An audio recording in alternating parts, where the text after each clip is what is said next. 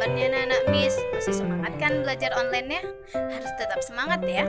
Hari ini kita akan lanjut pelajaran IPA tentang sistem reproduksi pada manusia. Oke, kita bahas tentang sistem reproduksi pada pria. Sistem reproduksi pada pria ini terbagi menjadi dua. Yang pertama eksternal atau bagian luar, dan yang kedua bagian internal atau bagian dalam. Nah, bagian eksternal ini terdapat skrotum dan penis. Sedangkan yang di internal itu terdapat testis, kelenjar aksesoris, dan tubulus atau saluran. Kita bahas dari bagian eksternal. Tadi kan udah dibahas, eksternal itu terbagi atas dua, yaitu penis dan skrotum. Nah, kalau penis itu adalah alat kopulasi, di mana kopulasi adalah proses penghantaran spermatozoa ke dalam tubuh wanita. Sedangkan skrotum adalah kantong yang di dalamnya terdapat testis, di mana fungsi testis itu adalah untuk mengatur suhu bagi sperma. Nah, selanjutnya kita akan membahas tentang bagian internal atau bagian dalam. Nah, di bagian dalam itu yang pertama ada testis. Testis itu fungsinya adalah untuk menghasilkan sel sperma dan hormon reproduksi. Kemudian, setelah sperma diproduksi di testis, maka sperma akan dimatangkan di epididymis. Nah, jadi fungsi epididymis adalah tempat pematangan dan penyimpanan sementara sperma. Setelah diproduksi dan dimatangkan, sperma akan keluar melalui saluran sperma yang disebut dengan vas deferentia. Saluran ini akan menyalurkan sperma dari epididymis menuju vesicula seminalis atau kelenjar aksesoris.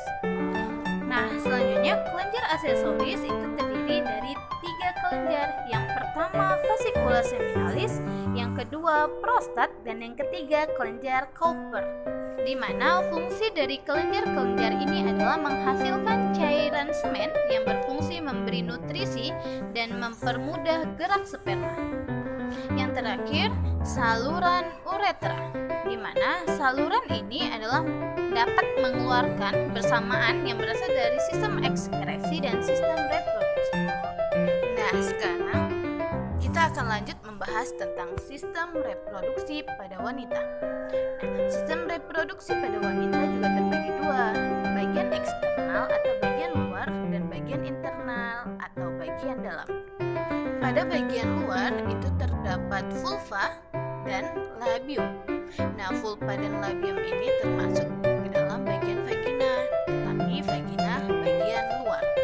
Nah, sedangkan di bagian internal itu terdapat ovarium, tuba fallopi, uterus, dan vagina. Vagina ini maksud di sini adalah vagina bagian dalam.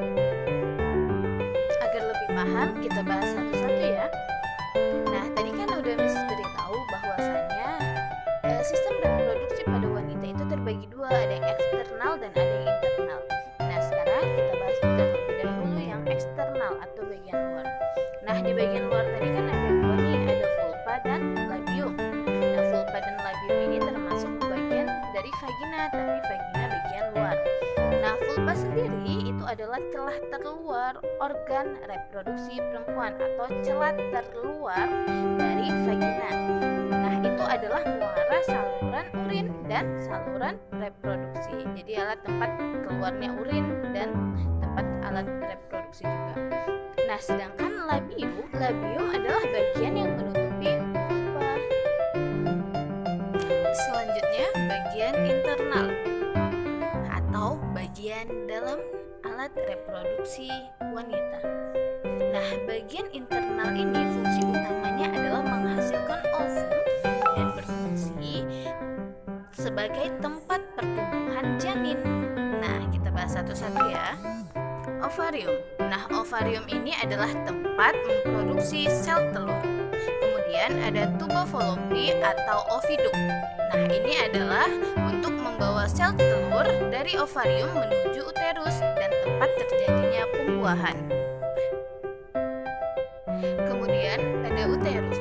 Nah, uterus ini adalah tempat tumbuh dan berkembangnya embrio. Nah, embrio itu adalah sperma yang berkembang dan akan menjadi bayi. Nah, kemudian ada vagina. vagina inilah tempat keluarnya bayi yang berkembang. Demikian pembelajaran kita hari ini. Wassalamualaikum warahmatullahi wabarakatuh.